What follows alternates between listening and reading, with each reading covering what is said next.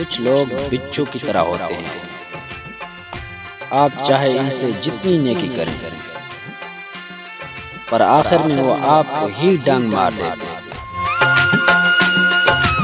जिंदगी किसी की आसान नहीं होती, जिंदगी को आसान बनाया जाता है प्यार से, खलूस से, अपनायत से, और सबसे बढ़कर बर्दाश्त से।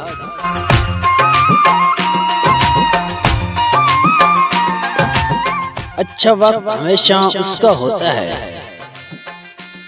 जो किसी का भी बुरा नहीं सोचता।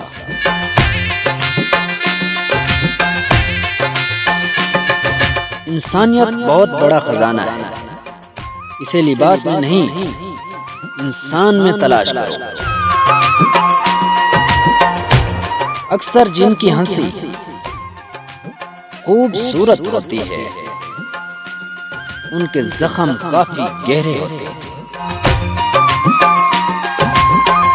छुपी बातों के खस्ते कागज संभाल रखना, हिसाब होगा।